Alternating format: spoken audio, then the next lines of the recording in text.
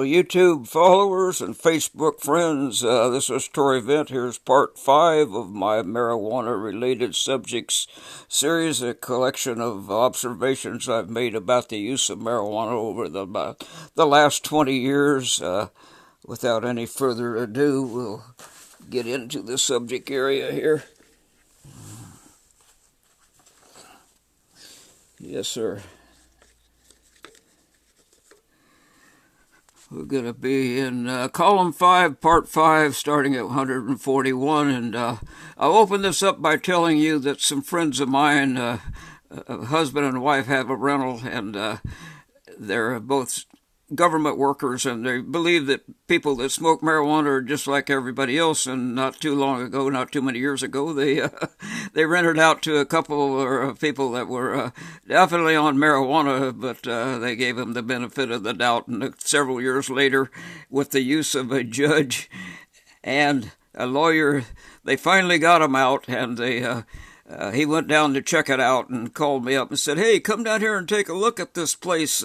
They yanked the wires out of the baseboard heaters in the bedroom. I wonder why they did that." And I said, "Well, that's 220 volts, and the marijuana growing equipment works more efficiently on 220 rather than 110 household current, and they were growing dope in your house. And that's the case with most times when you rent to marijuaneros. They cannot afford all the dope that they would like to smoke, so they grow some in the bedrooms, and they look for that 220 volts, and they can get it off the range, or they can get it off the dryer outlet, or the hot water heater, or the electric furnace, or recessed cadet heaters, or baseboard heaters, and that's what they've done." So I came down and took a look at it, and sure enough, they just yanked the wires. I don't think they even untwisted the wire nuts. They were in a desperate haste to get their marijuana growing. So I told him, "Well, I could probably figure it out, but since they yanked them out, they may have damaged the heater too. So I'd say what you'd be better off doing is going down and getting a couple of new heaters, since they're old anyway, new heaters and thermostats, and they can call it an electrician, because we don't have the wiring diagram, and it might be something wrong with the heaters." So he bought a couple of heaters and covered $100 each, and then he called an electrician, an experienced, self-employed, licensed electrician who could wire into new baseboards faster than you could screw in a light bulb, and for $500. So this little mishap of renting to marijuaneros actually cost him $700 extra, which you'll probably never get back, because you rarely collect anything beyond the original deposit from marijuaneros, and they all do damage. So now let's get into the things that marijuana might cause, like shorter lifespan. Of course, smoking cigarettes will give you a shorter lifespan. Smoking marijuana will give you a shorter lifespan. All the bad lifestyle habits that go with smoking marijuana all lead to shorter lifespans. The mother's nursing the baby and she's doing dope, the baby's going to get it. It transfers into the breast milk in most cases.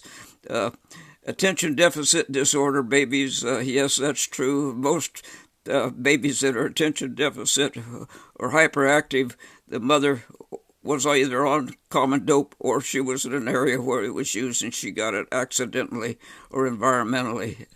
And then we have hash burner syndrome in infants and newborns. That's where there's nervous disorders, because the infant and the newborn was exposed to marijuana THC either prior to birth or shortly thereafterwards, and still getting it.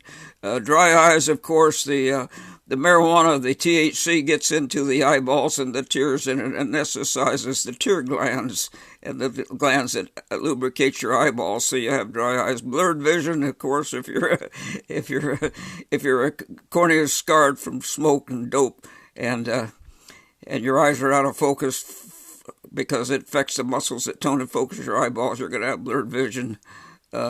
Inflamed optic nerve, yes, that can lead to that. It can go around behind the eye and in the eye socket and get onto the optic nerve and inflame that, give you a papilloma, an enlarged place where the optic nerve comes into the back of the eye. Duck tone voice, of course. If you're marijuana monotone, you're going to sound different than your normal voice. Stone prenatals, yes, it goes through the placental and enters the baby before they're born. You're going to be singing off key because either you can't hear the notes or you can't make the sounds to sing on key. Guitar choking, this is something that happens after you've been doing marijuana for a long time because you cannot coordinate the chords and the words while you're singing at the same time and make it sound right. So you end up trying to find the chords and you end up squeezing the neck of the guitar, and we call that guitar choking. Psychedelic dreams, of course. Marijuana is a psychedelic. Mild marijuana is mildly psychedelic. Normal marijuana is psychedelic, and extreme oils are very psychedelic.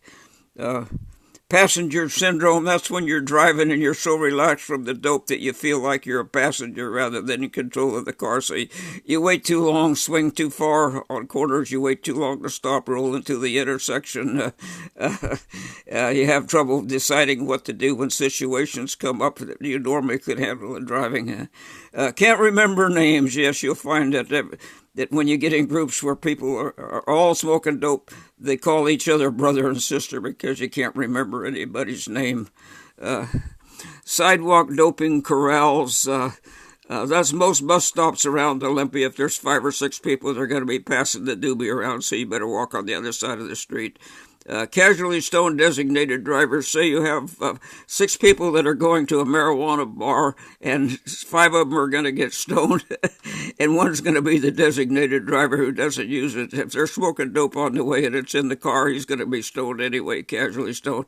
And when they get out with their marijuana breath in on their clothing, he's going to be stoned. So there's no such thing as an unstoned designated driver in reality. It only exists in theory.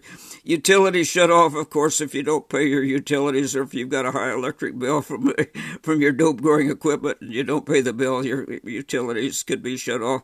Electrical fires, of course, like the marijuana arrows that yanked the wires out of the baseboard heaters and didn't put them back right, that could cause sparks and heating. Too much resistance if they don't put them back in right, which they never do, and didn't tighten the wire nuts, you could get heat. Electrical fires, yes, or rodent infestations.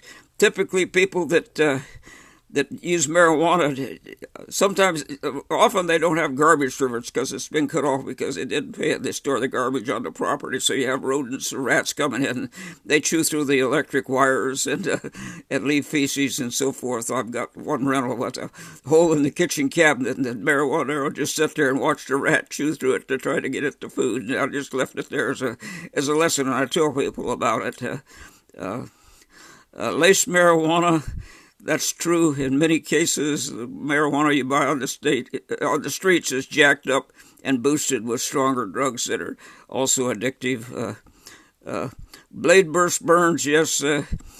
People that use marijuana, sometimes they heat up the butter knife or the kitchen knife, the table knife blade on the burner of the stove, and then they drop a ball of dope on it or a crack or something, and they sniff it and huff it, and then when they get all goofy, they drop that hot knife on the floor so it burns the vinyl or the carpet, depending on which room they're in. Mama Cokers, I wrote that one down a long time ago, and I'm trying to remember what it was, but it was in relation to something.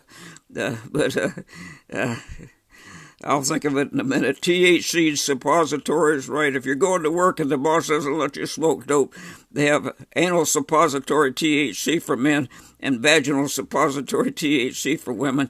And I think one's called Money Holder and the other one's called Cornholer on the street name there. Getting stupid, literally, yes, that's what marijuana does for you. It makes you stupid, lowers your IQ by 30 points. It lowers the IQ of your children in the house by 30 points. Cerebral bleed, stroke, yes, interferes with the circulation and the linings of the arteries and the veins and so forth, and can cause bleed outs in the brain.